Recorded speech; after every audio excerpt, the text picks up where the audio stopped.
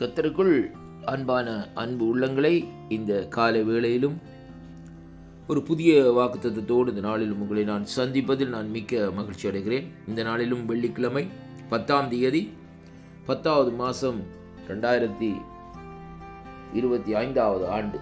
இந்த காலை வேளையிலும் நம்முடைய தேவனாகிய கர்த்தர் நமக்கு கொடுக்கிற ஒரு அருமையான ஒரு வாக்குத்தத்தம், யோசுவாவின் புத்தகம் 1வது அதிகாரம் 8வது வசனம்.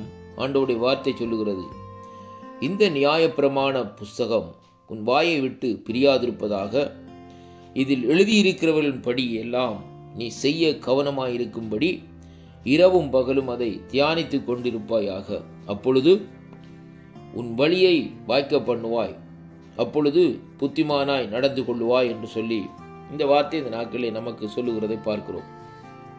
அன்பு பிள்ளைகளே, பழைய ஏற்பாட்டு காலங்களிலே ஆண்டவருடைய தாசனாகிய யோசுவா இந்த நாட்களிலே இந்த இடத்திலே பாருங்கள், இப்படியாக இந்த நாட்களிலே சொல்லுகிறதை பார்க்கிறோம். அருமையான கர்த்தருடைய பிள்ளைகளே, கர்த்தருடைய தாசனாகிய மோசே மரித்ததற்கு பின்பாக நூனின் குமாரனாகிய யோசுவாவை நோக்கி இந்த நாட்களிலே கர்த்தர் இந்த நாட்களிலே பேசுகிறார்.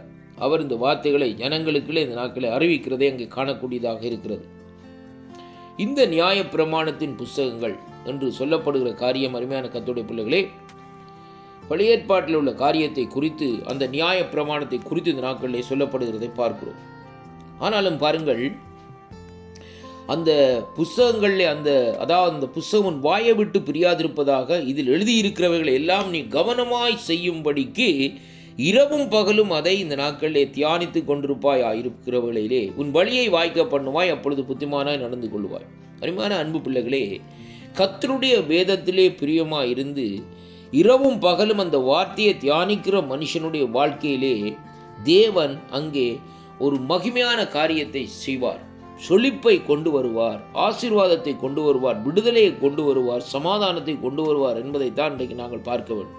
ஏனென்றால் அவருடைய வார்த்தை நம்முடைய பாதைக்கு வெளிச்சமாகவும் நம்முடைய கால்களுக்கு தீபமாகவும் இந்த நாட்களில் இருக்கிறதை அங்கே காணக்கூடியதாக இருக்கிறது. அருமையான கர்த்தருடைய பிள்ளைகள், கர்த்தருடைய வார்த்தையிலே அனுதினமும் அங்கே பிரியமாக இருக்கிற மனுஷனுடைய வாழ்க்கையிலே ஒரு சிறப்பம்சம் என்னவென்றால், அவனுடைய வாழ்க்கை பிரகாசிக்கும். இருளிலே பிரகாசிக்கிற வெளிச்சத்தை போல் இந்த நாட்களில் இருக்கும் என்பதைத்தான் இன்றைக்கு நாங்கள் பார்க்கக்கூடியதாக இருக்கிறது. அருமையான கர்த்தருடைய பிள்ளைகளே, இந்த புதிய ஏற்பாட்டு காலத்திலே வாழ்ந்து வருகிற நாங்கள் அந்த வார்த்தையாக இருக்கிறவர் யார் என்றால், ஆண்டவராகிய இயேசு கிறிஸ்துவை குறித்து இந்த நாட்களில் சொல்லப்படுகிறதை பார்க்கிறோம். ஆண்டவராய் இயேசு கிறிஸ்து வார்த்தையாக இருக்கிறபடினால் அவருடைய வார்த்தையை நாங்கள் இரவும் பகலும் இந்த நாட்களில் நாங்கள் தியானிக்கிற வேளையிலே, அந்த வார்த்தையின்படி இந்த நாட்களை நாங்கள் செய்ய கவனமாக இந்த நாட்களில் இருக்கிற வேளையிலேயே நம்முடைய வழிகள் இந்த நாட்களிலே வாய்க்கும். அது மட்டுமல்ல, இந்த நாட்களிலே நாங்கள் புத்திமானாய் நடப்பதற்கு தேவன் இந்த நாட்களில் கிருபை தருவார் என்பதைத்தான் இன்றைக்கு நாங்கள் பார்க்க வேண்டும். ஏனென்றால் இந்த வேத வார்த்தைகளை நாங்கள் வாசிக்கிற வேளையிலே நம்முடைய சரீரத்தில் உள்ள விளைவினங்கள், நம்முடைய சரீரத்தை அலக்களிக்கிற பிசாசினுடைய தந்திரங்கள் எல்லாம் இந்த நாட்களில் நீங்கும். அருமையான கர்த்தருடைய பிள்ளைகளே, அது மட்டுமல்ல, இந்த வேத வார்த்தையின்படி நாங்கள் நடக்க நாங்கள் தீர்மானிக்கிற வேளையிலேயே கர்த்தர் நமக்குள்ளே ஒரு சுகத்தையும் பலத்தையும் இந்த நாட்களில் தருவார் என்பதைத்தான் இங்கே காணக்கூடியதாக இருக்கிறது. அருமையான கர்த்தருடைய பிள்ளைகளே, வேதம் சொல்லுகிறது, அவருடைய வார்த்தையின் மேல் பிரியமாக இருக்கிற மனுஷர்கள் பாக்கியவான்கள் என்று சொல்லி இந்த நாட்களை பார்க்கிறோம். அப்படியானால் நாங்கள் பாக்கியவான்கள், பாக்கியவதிகளாக இந்த நாட்களை நாங்கள் மாற்றப்பட வேண்டுமா இருந்தால்,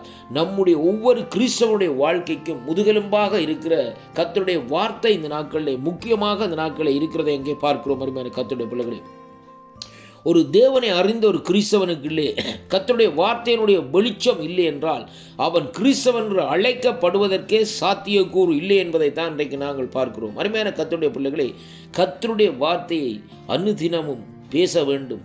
நம்முடைய வீடுகளிலே அவருடைய வார்த்தையை இந்த நாட்களில் எழுதி அந்த வார்த்தையை நாங்கள் திரும்புகிற பக்கமெல்லாம் அந்த வார்த்தையை பார்த்து அந்த வார்த்தையின்படி நடப்போமா இருந்தால் நம்முடைய வாழ்க்கையில் நாங்கள் சோர்ந்து போக மாட்டோம். அது மட்டுமல்ல, நம்முடைய வாழ்க்கையில் ஒரு செழிப்பை காணக்கூடியதாக இருக்கும். அருமையான கர்த்தருடைய பிள்ளைகளே, வார்த்தையினுடைய வெளிச்சம் அந்த வீட்டிலே இந்த நாட்களை பிரகாசித்து கொண்டிருக்கிறதை இங்கே உணரக்கூடியதாக இருக்கிறது. அதனாலே அருமையான கர்த்தருடைய பிள்ளைகளே, வேத வார்த்தைகளை தியானியுங்கள், அந்த வார்த்தையின்படி நடப்பதற்கு நீங்கள் கவனமாக இருங்கள்.